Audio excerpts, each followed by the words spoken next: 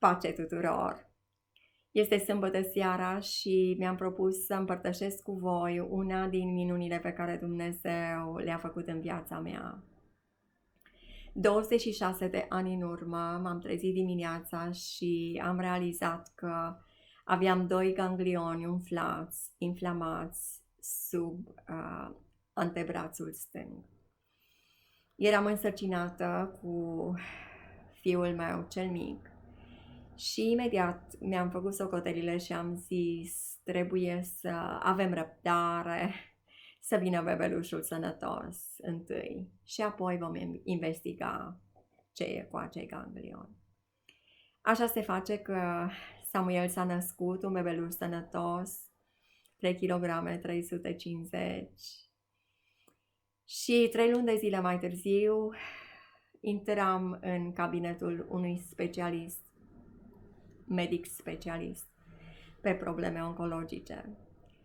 S-a uitat, m-a consultat, mi-a scris rapid o rețetă și era gata să-mi spună la revedere, eu care aveam atâtea întrebări. Mi-am permis să-i pun doar una, domnul doctor, dacă corpul meu nu va răspunde la antibiotic, ce opțiuni voi avea? La care el, foarte rece și foarte sobru, mi-a spus, vom face biopsie să vedem ce fel de cancer este. Bineînțeles că m-am dus acasă și am luat tratamentul cu religiozitate și cu multe rugăciuni. Și și-a făcut efectul după 2 luni de zile de tratament, 1000 de miligrame de antibiotic la fiecare 6 ore. Mi-a terminat flora intestinală. Și cred că l-a afectat și pe fiul meu, cel puțin parțial. Au trecut 2 ani de zile și problema a recidivat, cu și mai mare îndrăzneală.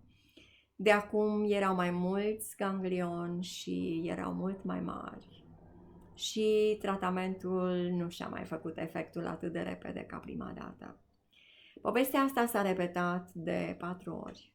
În 2002, aveam un ciorchine sub ambele brațe, un ciorchine de ganglioni limfatici inflamați. Dacă vă puteți imagina un ciorchine de struguri, țâța capii, cum li se spune pe la noi, sub amândouă brațele. Într-o zi ca asta de sâmbătă, așa, cu ganglionii mei sub ambele brațe, eram în biserica din Sunshine, din orașul Melbourne, din Australia, și ne bucuram de vizita grupului fraților Wagner. La un anume moment dat, fratele Hans a avut îndemn să se facă o rugăciune pentru cei bolnavi și eram și eu acolo printre ei. Biserica a început să se roage, era plină ochi. Erau probabil în jur de 100 și ceva de oameni acolo, fiecare pe limba lui. Unii strigau mai tare, alții mai încet. Biserica voia de rugăciune. Cred că erau mulți bolnavi acolo. Avusesem o zi cumplită. Frații Wagner vor ști la ce mă refer. Avusesem o zi cumplită, foarte grea. Eram extenuată. O aveam pe fetița mea de 1 an jumătate pe brațe și eram în dureri. N-am putut nici măcar să schițez o rugăciune. N-am putut nici măcar un cuvânt să spun. Decât plângeam, lacrimile îmi curgeau pe obraj la vale în jos. Și sufletul și inima mea se înălța spre cel atotputernic. El care a purtat boalele și suferințele noastre la crucea de la Calvar. Și prin ranele lui suntem tămăduiți. Așa cum plângeam, am avut o viziune, o revelație. Și părea că Iisus m-a luat așa pe brațele lui și a făcut așa cu mine de 2 ori. N-aș fi vrut să se mai termine. Aș fi vrut să rămân pe brațele lui pentru totdeauna. pentru veșnicie. A fost cea mai dulce experiență pe care am trăit-o vreodată. Nu o pot descrie, nu vă pot descrie bucuria și fericirea ce am simțit atunci. Viziunea s-a încheiat, rugăciunea s-a sfârșit. Și durerile mele au dispărut. Ganglionii s-au retras.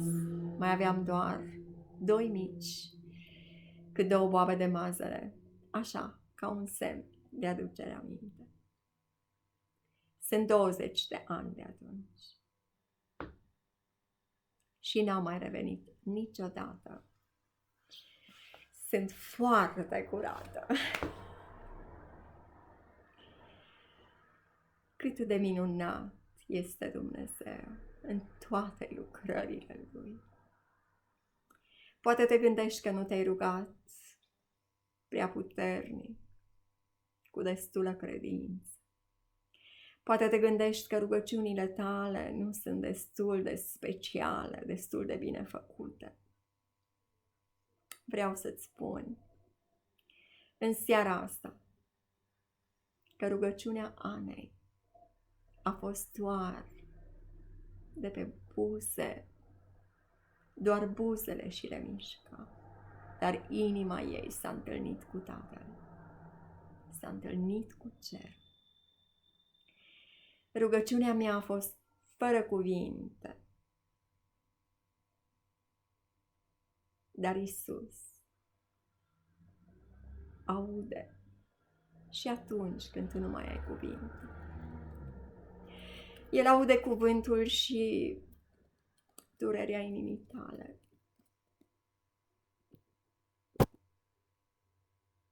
El vine să-ți șteargă lacrimi atunci când plângi. El vine să te ia pe brațele Lui atunci când nu mai poți. Și vine să-ți aducă răspuns la rugăciunea ta. El, boalele și suferințele tale, le-a purtat la crucea de la Golgota. Vino la El cu durerea ta și cu suferința ta. Și fie ca mângâierea Lui să te învelească în har și în iubire eternă. Fii tare! Răspunsul rugăciunii tale e pe drum. Când nu mai poți tu, poate El. Voi cânta acum împreună cu voi cântarea Drumul Slavei trece și pe la cruce.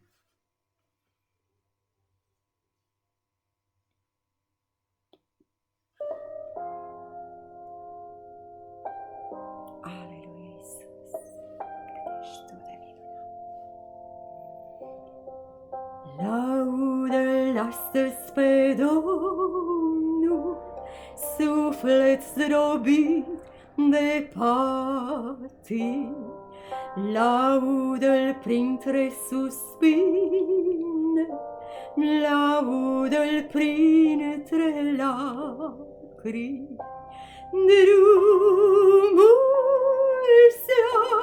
slavei trece și pe la cruce, credincioșii pot în genunchi să-L urce.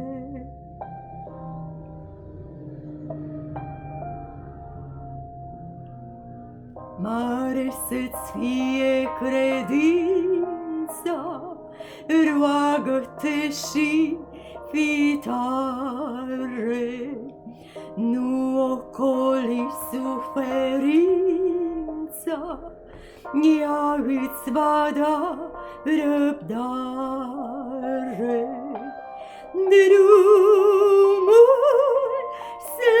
slavei trece și pe la cruce, credincioșii știu în genunchi să-l urce.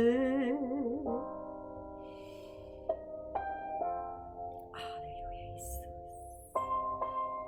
Domnul ți-mi tinde aproape mâinile sale bune, scumpe softările toate, spuse în rugăciune.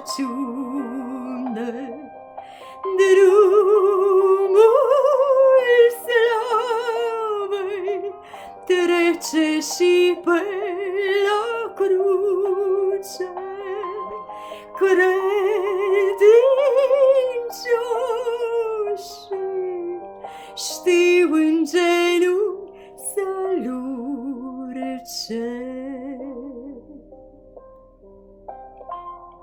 Aleluia, Iisus! Nu e spre cer altă cale, mergi cu Iisus într-una, numai pe urmele sale poți dobândi cununa. Drumul slavei trece și pe la cruce,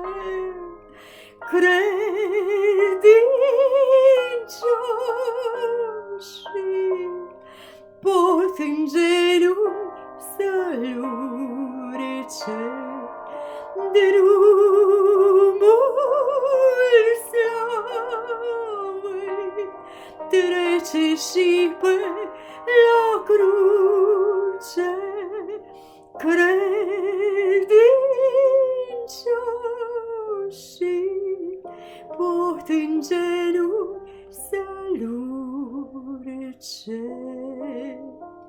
Pot în genunchi